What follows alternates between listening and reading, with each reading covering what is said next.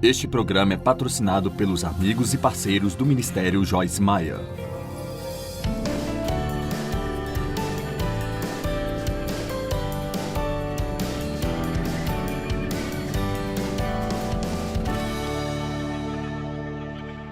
Certo, agora eu acho que, às vezes nós duvidamos de Deus, mas acho que mais do que duvidamos de Deus, duvidamos de nós mesmos.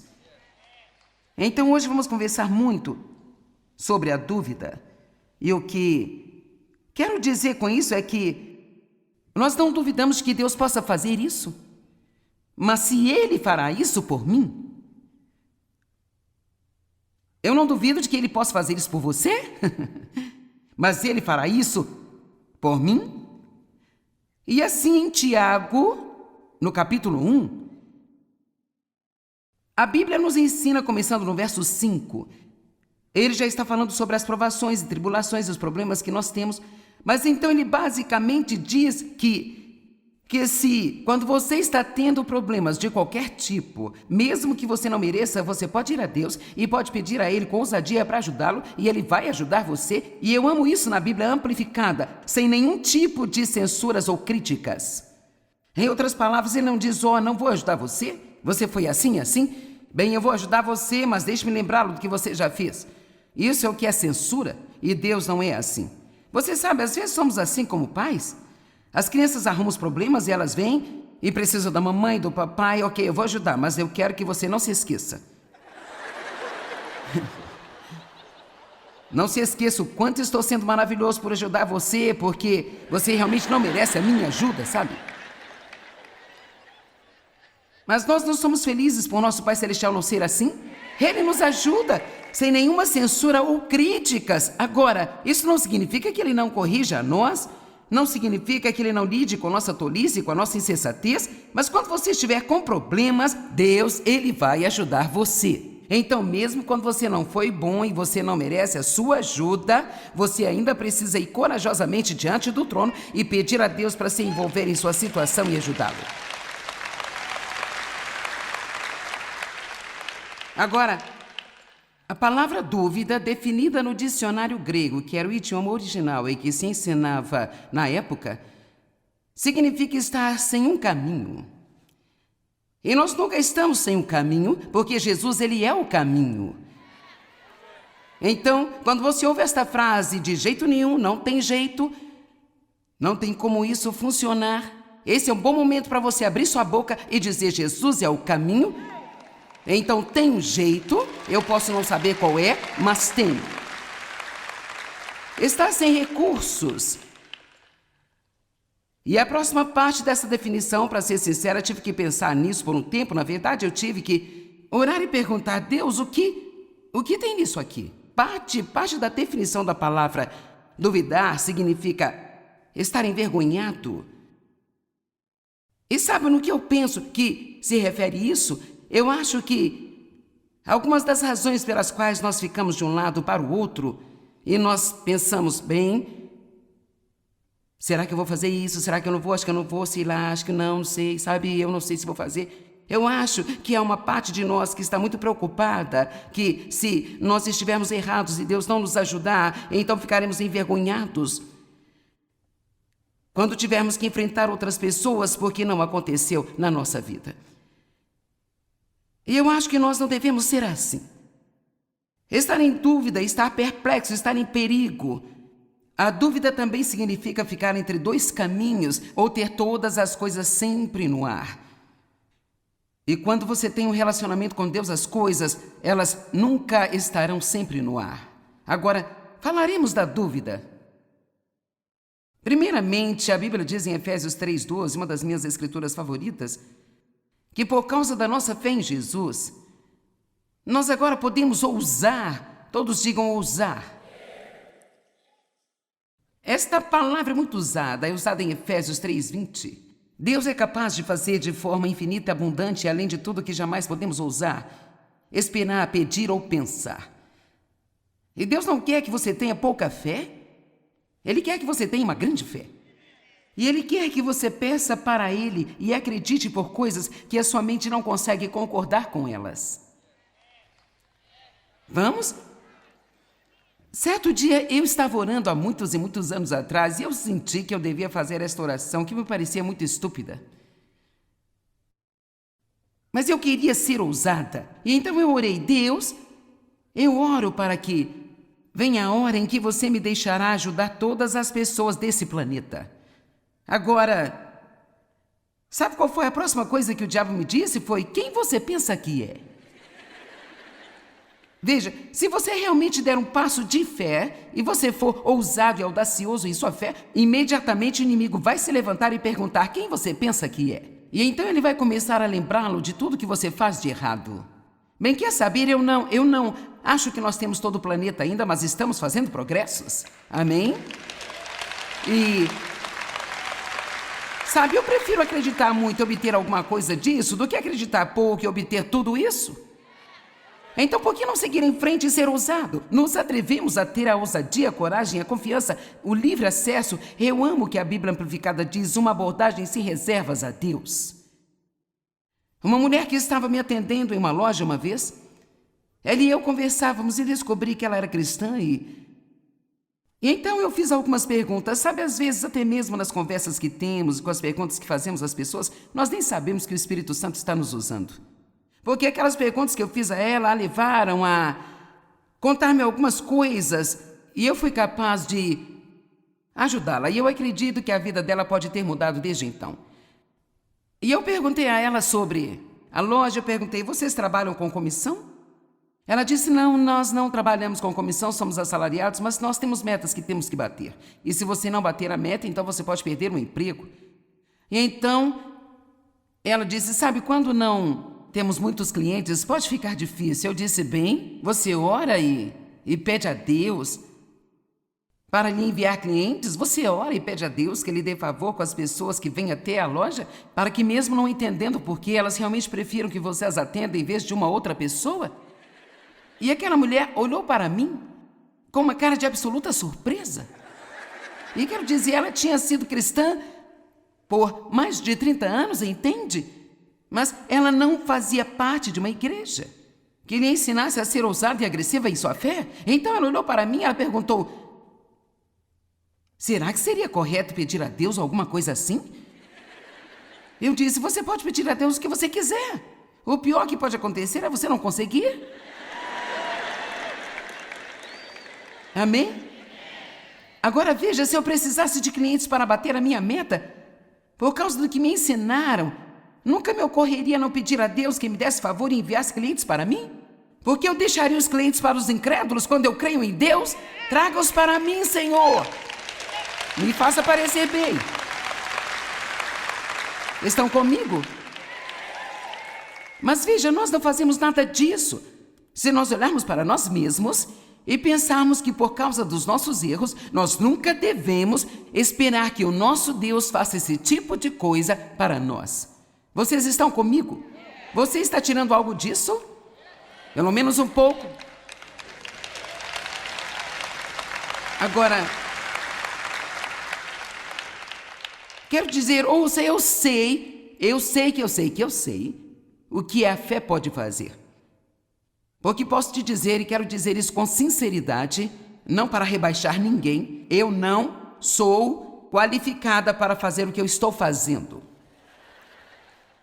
Quero dizer, eu simplesmente não sou. E eu tive muitas pessoas que ficaram muito felizes em me dizer isso. Mas o que acontece é que o que você não é, Deus é.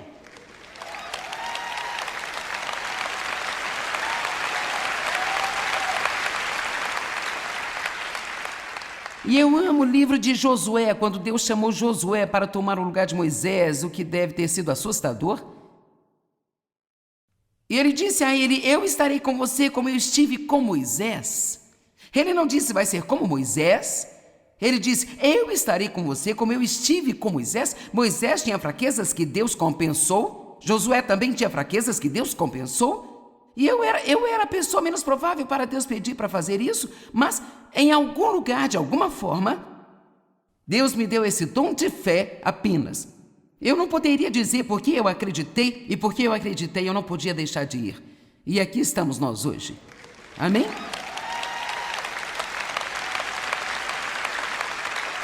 de 25 pessoas na minha sala de estar por 5 anos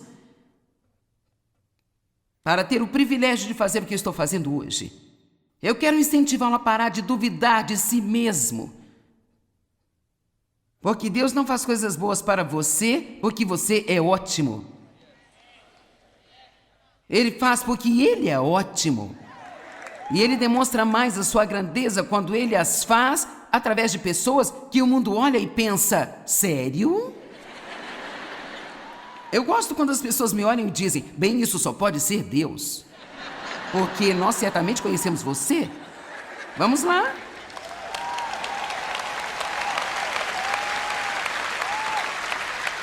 Que testemunho maravilhoso aquela mulher teria se ela tivesse todos esses clientes e as pessoas dizendo, bem,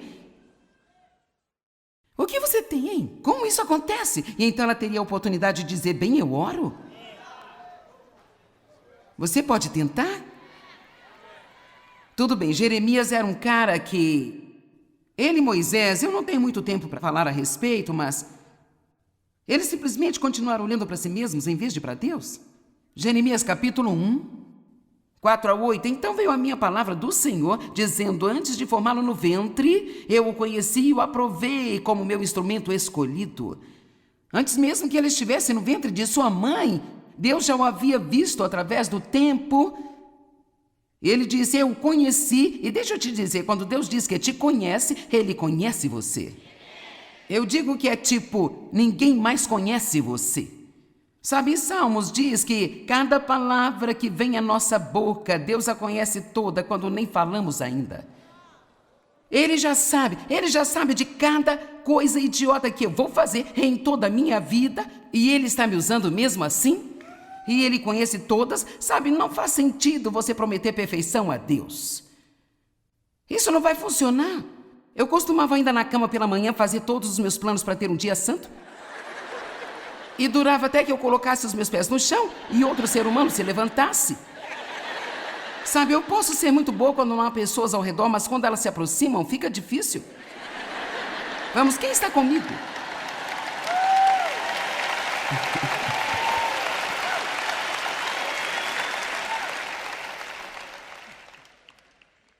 Antes de formá-lo no ventre, eu o conheci e o aprovei como meu instrumento escolhido. Antes de você nascer, eu o coloquei à parte.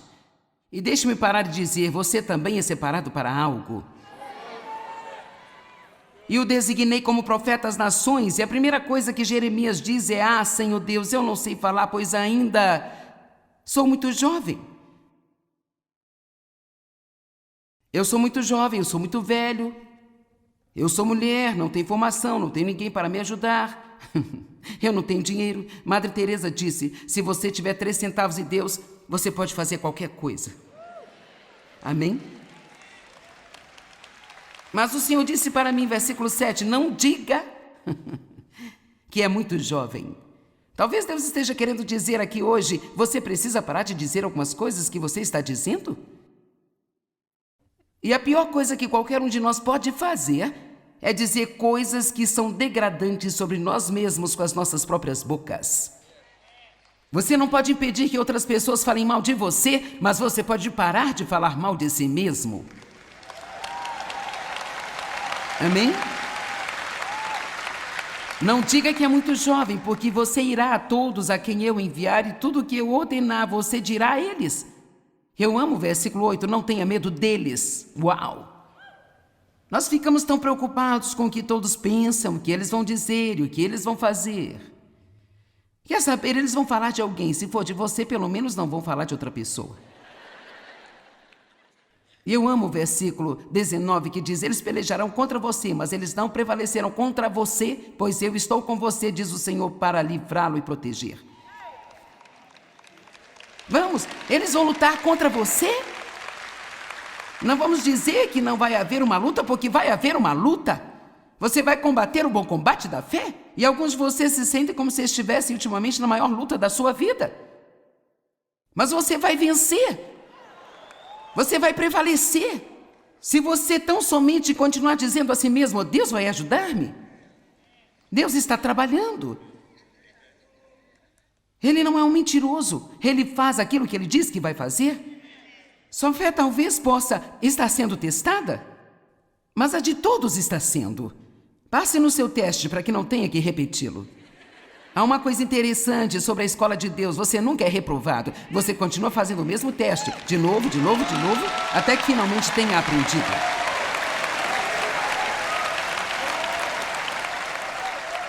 Talvez você esteja andando em volta da montanha que já esteve cerca de 500 vezes. Bem, talvez seja a hora de você escalar e acabar com isso. Claro, Moisés, eu realmente não tenho tempo para falar muito dele, mas quero dizer, Deus o chamou e imediatamente ele disse: "Oh Deus, você escolheu um homem errado." E então Deus, ei, jogue seu cajado no chão. Ele jogou e se transformou em uma serpente. Pegue-o de novo. Ele pegou e se tornou cajado novamente. Sabe, Deus teria me pegado ali mesmo. Era tipo, uau! E ele disse: "Coloque sua mão em seu peito." Ele a colocou e atirou, e ela estava com lepra. E ele disse: "Coloque-a novamente." Ele colocou e agora ela estava limpa e saudável. E ele disse: "Então, se você mostrar esses sinais para Faraó e não funcionar, então vamos colocar uma maldição sobre o Nilo e transformar a água em sangue." Ele estava vendo todos esses milagres e ainda assim continuava voltando para Deus dizendo: "Não, Deus, você escolheu o cara errado. Eu não sou eloquente, eu não consigo falar, eu não sou a escolha certa." E apenas para mostrar-lhe como Deus irá encontrá-lo onde você estiver. Não sei por que ele fez isso com Moisés, mas ele finalmente se cansou de ouvi-lo. Ele disse: "Tudo bem, você acha que não consegue falar? Eu vou te dar Arão e você fala com ele, então ele falará por você." Deus vai encontrá-lo onde você estiver. Vamos, você não vai deixar de fazer aquilo que Deus quer que você faça e ainda ficar confortável com isso, então você pode simplesmente dar a volta e fazer e acabar logo com isso. Amém? Agora, eu vou falar com você por um minuto antes de fecharmos sobre um parente muito próximo da dúvida, que é a procrastinação.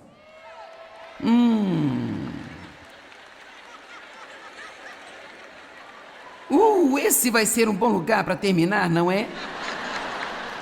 Eu amo, sabe, é como quando você está servindo uma deliciosa refeição e as pessoas fazem Você sabe que vai ser bom. Davi enfrentando Golias. Meu Deus, que tipo de fera aquela? Vale a pena ir para 1 Samuel capítulo 17 e ler essa história inteira e lê-la com frequência e digeri-la e fazer isto lentamente, porque aqui ele é o mais improvável, sabe? Ele era tão improvável que ninguém sequer considerava ele. E seus irmãos acusavam a ele, mas ele estava olhando para Deus, ele não estava olhando para si mesmo. Ele nem mesmo estava prestando atenção ao gigante, ele estava olhando para Deus. E quando você tira tempo para ler isso, olhe todas as coisas que Davi estava dizendo. Quero dizer, ele entrou dizendo: "Deus vai derrotá-lo, eu vou cortar sua cabeça, vou dar às feras do campo." Quero dizer, ele simplesmente estava chamando aquelas coisas que não eram como se elas já fossem, antes mesmo de chegar lá. E eu amo isso. Então ele está de frente para Golias, lá estava ele. E o versículo 48 diz: "Quando o filisteu veio para encontrar-se com Davi, Davi correu rapidamente em direção à linha de batalha para encontrar-se com ele." Eu amo isso de ele não ter pensado na morte. Ele foi em frente, ele fez o trabalho. Eu digo uma coisa: nós podemos ter a paralisia da análise, sabe? Em outras palavras, nós apenas tentamos descobrir tudo por tanto tempo que é como: "O que foi isso, Deus, que você disse que queria que eu fizesse?" Nós nem conseguimos, E sabe o que? Nós não conseguimos nem lembrar mais o que Deus queria que fizesse, porque olhamos para Golias por tanto tempo e, sabe, nós ficamos parados pensando: como isso vai funcionar? Como é que vai ser, meu Deus? E Deus nem queria que ele usasse uma arma normal, ele deveria fazer isso com um estilingue e uma mão cheia de pedras. Então, quero dizer, se você realmente tirar tempo para ver algumas histórias na Bíblia e perceber que elas não são apenas histórias, elas não são apenas histórias inventadas, são pessoas que existiram e elas tinham fé real em Deus, mas elas tinham dúvidas e tinham coisas contra elas e elas tinham que ver as circunstâncias e se mover além delas, e na verdade elas não são diferentes do que nós somos hoje. E eu não quero ser uma pessoa, sabe, você pode olhar os que duvidaram na Bíblia, as pessoas que não obedeceram a Deus, elas estão em 1 ou 2 páginas e depois desaparecem. Eu quero ser uma daquelas que estão no final do livro. Amém? Eu quero ser uma daquelas que terminou e conseguiu receber a recompensa por permanecerem firmes e fortes com Deus. Deixa eu te dizer algo. Andar com Deus pode ficar difícil às vezes, mas uau! Você ficará tão feliz quando Ele aparecer entre as nuvens no céu, porque você não desistiu e parou. Davi correu rapidamente para a linha de batalha, e então, há outro exemplo excelente, quando os 12 espias entraram na terra prometida e eles voltaram, e 10 disseram: ah não, há gigantes lá.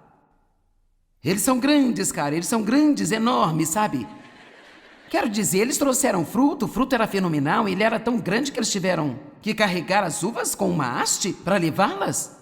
E você acharia isso impressionante? Porque nós ficamos mais impressionados com as nossas dúvidas e com as coisas que vemos de ruim conosco do que com Deus. Eles disseram: bem, sim, o fruto é bom, mas cara, os gigantes são grandes. E nós não somos capazes, eles disseram, nós não somos capazes de entrar e tomar a terra. Então o que Calebe e Josué fizeram? Calebe acalmou as pessoas perante Moisés e ele disse: vamos subir de uma vez e possuí-la, porque com certeza nós venceremos. Aqui novamente eles não perderam tempo. Vamos, não fique de pé olhando os gigantes. Levantem-se, vamos continuar. Vamos fazer o que Deus quer que a gente faça.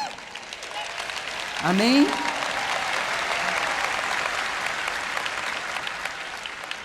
E eu tive que fazer isso tanto nos primeiros dias do meu ministério e ainda tenho que fazer isso em diferentes momentos até hoje. Eu só fecho os meus olhos e vou. Eu acredito que Deus vai aparecer quando eu chegar lá. Deixa eu te dizer, você nunca vai fazer muita coisa, sabe? Se você não correr algum risco. Se você não sair com ousadia. Eu sempre digo, saia e descubra. Se você descobrir que deu um passo no caminho errado, então volte-se. Não é o fim do mundo? Então, último exemplo, cara, Abraão. Saia de casa, de tudo que está familiarizado e vá para o lugar que eu vou mostrar a você. Eu iria dizer, bem, me mostre que eu vou. E alguns de vocês estão nesse lugar agora. Você sente que Deus acabou com alguma coisa em sua vida, mas você não vê a próxima coisa ainda? Veja, eu tenho um comprador em algum lugar aqui. E assim, você sabe como somos? Nós temos isso aqui, então nós não queremos deixar aquilo ali. Porque nós preferimos ter algo insatisfatório que não faz a gente feliz em vez da gente ter o que quer que seja isso. E se eu não gostar disso mais do que eu gosto disso? Veja, isto é que é fé. A fé não lhe dá um grande plano de tudo que Deus vai fazer. A fé diz assim: deixe ir, vá se movendo e confie em Deus para fazer algo que surpreenderá você e o deixará de boca aberta de admiração.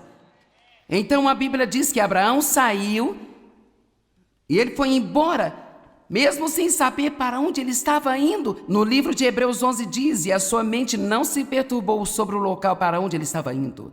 Eu não tenho certeza de como isso funcionou, acho que ele era tipo...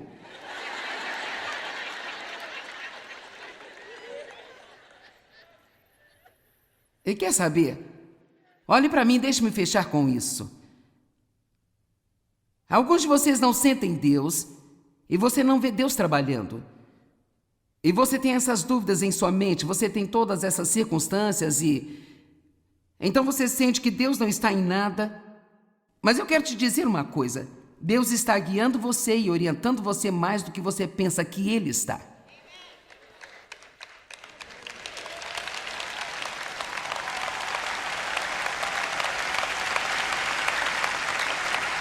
E eu posso te garantir, não digo que você vai acabar exatamente com o que quer, essa é uma promessa tola de se fazer para as pessoas, porque talvez você queira aquilo que Deus não quer.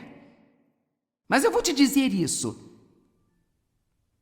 Você vai chegar onde você deve estar, e você vai chegar no momento certo, e será melhor do que o que você poderia ter imaginado. Vamos lá, louve a Deus.